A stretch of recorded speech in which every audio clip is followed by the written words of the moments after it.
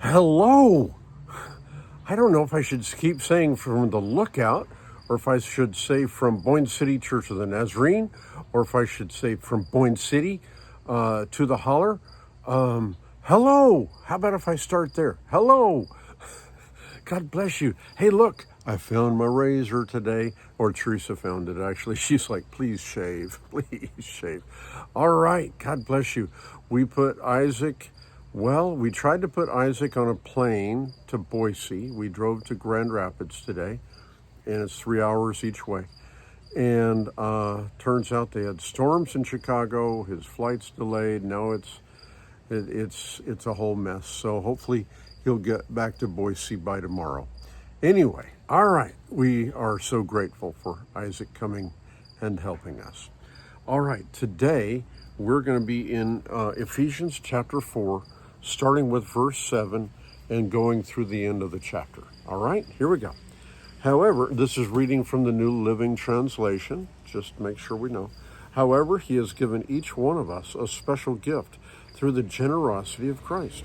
That is why the scriptures say, when he ascended to the heights, he led a crowd of captives and gave gifts to his people. Notice that it says he ascended. This clearly means that Christ also descended to our lowly world. And the same one who descended is the one who ascended higher than all the heavens, so that he might fill the entire universe with himself. Now these are the gifts Christ gave to the church: the apostles, the prophets, the evangelists, and the pastors and teachers. Their responsibility is to equip God's people to do his work and to build up the church, the body of Christ.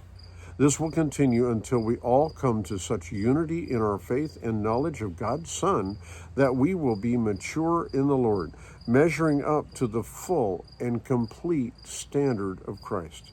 Then we will no longer be immature like children. We won't be tossed and blown about by every wind of new teaching. We will not be influenced when people try to trick us with lies so clever they sound like the truth. Instead, we will speak the truth in love, growing in every way more and more like Christ, who is the head of his body, the church. He makes the whole body fit together perfectly, as each part does its own special work. It helps the other parts grow so that the whole body is healthy and growing and full of love. There's so much here. Christ descended, and then he ascended, and he gives gifts to his people, gifts to his children, right? And he is the one who is supreme. He fills the entire universe with himself. Now look at these gifts that Christ gives to the church, to his bride, okay? We give our bride the best gifts, right? The apostles, the prophets, the evangelists, and the pastors and teachers, okay? So these are gifts given by Christ to his church, all right? Now, what's the role of these gifts? Their responsibility, that would be the apostles, the prophets, the evangelists, and the pastors and the teachers. Their responsibility is to equip God's people to do his work and build up his church, the body of Christ. So what's their job? Their job is to equip God's people, to be active in their faith. He says, this will continue until we all come to such unity in our faith and knowledge of God's Son that we will be mature in the Lord, measuring up to the full and complete standard of Christ. Okay, so as we use our gifts, as we grow in the Lord, then we draw closer to each other, and we mature in the Lord, and we measure up to God's standard, to Christ's standard. So again, if you're one of those believers who is constantly saying, "Oh, I had this thought, and you're always kind of downtrodden," please let that go, because that's not what Christ called you to. He called you to live up to the standard of Jesus. And that is an amazing standard, is it not? Okay, now, He says, then when we've grown up to the full and complete standard of Christ, then we will no longer be immature like children. We won't be tossed and blown about by every wind of new teaching. We will not be influenced but when people try to trick us with lies so clever they sound like the truth. So we move away from immaturity. We move away from being tossed and blown about by every new teaching, everything, okay?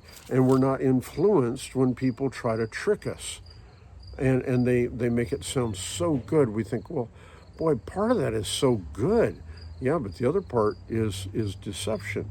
So a half-truth is a whole lie. I know that's just a pithy little saying, but a half-truth is a whole lie. So the enemy is good at half-truths. So we have to be able to decipher, to discern when the enemy is lying to us. Okay, now,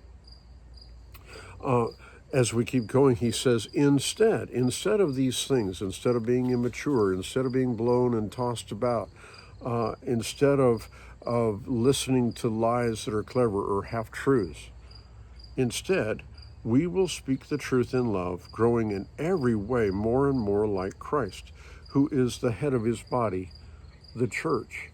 Now, I think there are those who follow Jesus who pulled this little line out.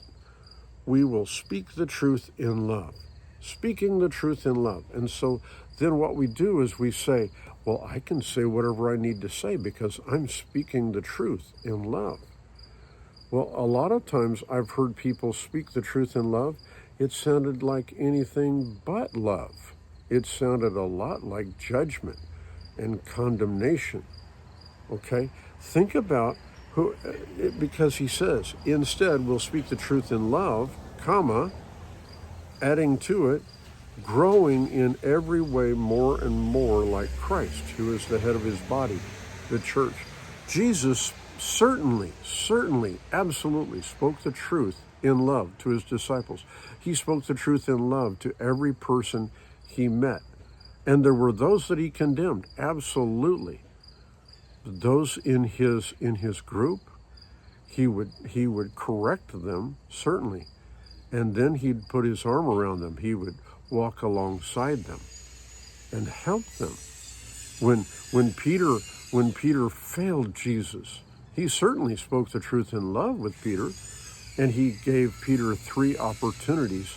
After denying Jesus 3 times, he gave Peter the opportunity 3 times to confess his love for Jesus. Speaking the truth in love. Giving opportunity to grow and mature and become more like Christ. Watch this.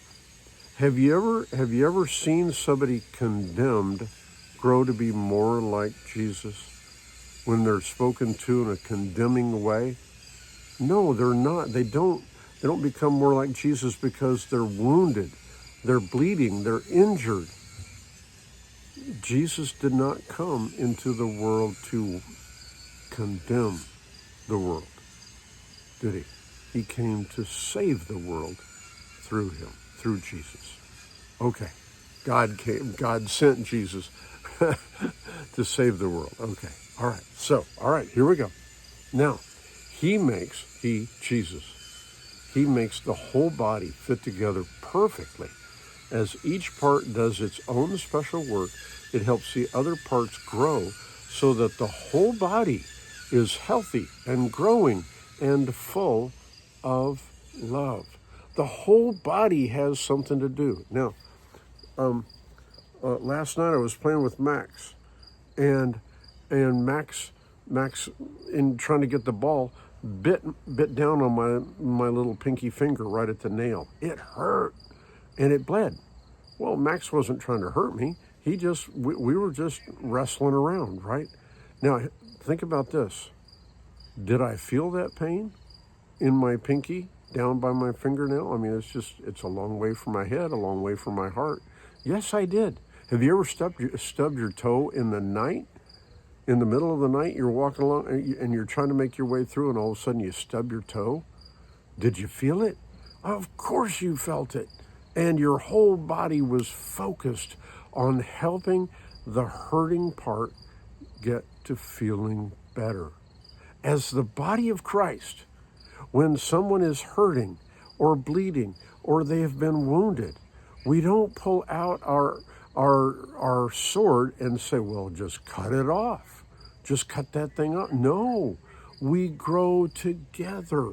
We grow together as we become mature and we become more like Christ.